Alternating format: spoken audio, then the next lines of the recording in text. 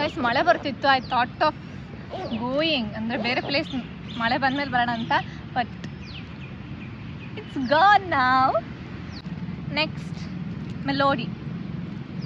Melody ಯಾರು ಗೊತ್ತಿರಲ್ಲ, almost ಎಲ್ರಿಗೂ ಗೊತ್ತಿರುತ್ತೆ ಅನ್ಸುತ್ತೆ. Melody everyone knows. ಅಂದರೆ this is story behind this.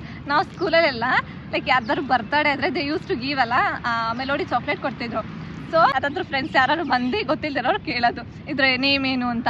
Assume that someone like ನನ್ನ ಫ್ರೆಂಡ್ ಯಾರೋ ಬಂದು ನನಗೆ ಕೇಳಿದ್ರು ಇದು ನೇಮ್ ಏನು ಅಂತ, ನಾನು ಹೇಳ್ಬಿಟ್ಟೆ ಮೆಲೋಡಿ ಅಂತ. So they use to beat me on my head. Why? Because ಅದು ಮೆಲೋಡಿ ಅಲ್ವಾ, ಮೇಲೋಡಿ ಇನ್ ಕನ್ನಡ ಮೇಲೋಡಿ ಮೀನ್ಸ್ ಇಲ್ಲಿ ಹೊಡಿತಾ ಇದ್ರು.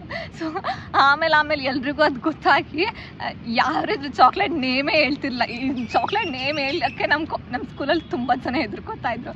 ದ ಸೈಜ್ ಆ್ಯಕ್ಚುಲಿ ಸ್ವಲ್ಪ ದೊಡ್ಡದು ಬರ್ತಿತ್ತು, ಇವಾಗ ಸ್ವಲ್ಪ ಚಿಕ್ಕದಾಗಿದೆ. But still I eat this chocolate and ಇದು ನಂಗೆ ತುಂಬ ಇಷ್ಟ ಆಗುತ್ತೆ ಈ chocolate. Even I like this ನಾವು.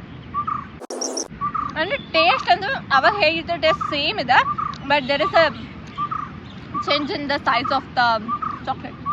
Of course ಅವಾಗೂ ಇವಾಗೂ ಒಂದೇನೋ. ಇದು ನಂಗೆ ಗೊತ್ತಿಲ್ಲ, ಅಂದರೆ ಐ ಹ್ಯಾವ್ ಈಟನ್ ದಿಸ್, ಅಂದರೆ ತಿಂದಿದ್ದೀನಿ ನಾನು. ಬಟ್ ಅಂಕಲ್ ಕೊಟ್ಟರು ದಿಸ್ ಇಸ್ 1 ರೂಪಿ ಅಂತ. ನಂಗೆ ನಿಜ ಗೊತ್ತಿಲ್ಲ ಇದಕ್ಕೆ ಏನಂತಾರೆ ಅಂತ, ಸಾರಿ. ಡೀಪ್ ಫ್ರೈ ಮಾಡಿರೋದು. ಟೇಸ್ಟ್ ಲೈಕ್ ಸ್ವಲ್ಪ ಚಕ್ಲಿ ಥರ ಟೇಸ್ಟ್ ಅನಿಸುತ್ತೆ. ದಿಸ್ ಮ್ಯಾಂಗೋ ಗೋನ್. ಅರೆ ಇದು ಸ್ವಲ್ಪ ಮ್ಯಾಂಗೋ ಶೇಪಲ್ಲಿದೆ. ಸೆಂಟರ್ ಫಿಲ್ಡ್ ಕ್ಯಾಂಡಿ ಅಂತ ಕೊಟ್ಟಿದ್ದಾರೆ. ಇದು ಹಂಗೆ ಅಂದರೆ ಮೇಲೆ ಫುಲ್ಲು ಸ್ವೀಟ್ ಇರುತ್ತೆ, ಒಳಗಡೆ ಸ್ವಲ್ಪ ಹುಳಿ ಇರುತ್ತೆ. ಮಿಡಲ್ ಲೇಯರಲ್ಲಿ ಗ್ರೀನ್ ಕಲರ್ ಥರ ಇರುತ್ತೆ. ಅದು ಸ್ವಲ್ಪ ಹುಳಿ ಇರುತ್ತೆ ಅಷ್ಟೇ, ಅಷ್ಟೊಂದೇನು ಹುಳಿ ಇರಲ್ಲ.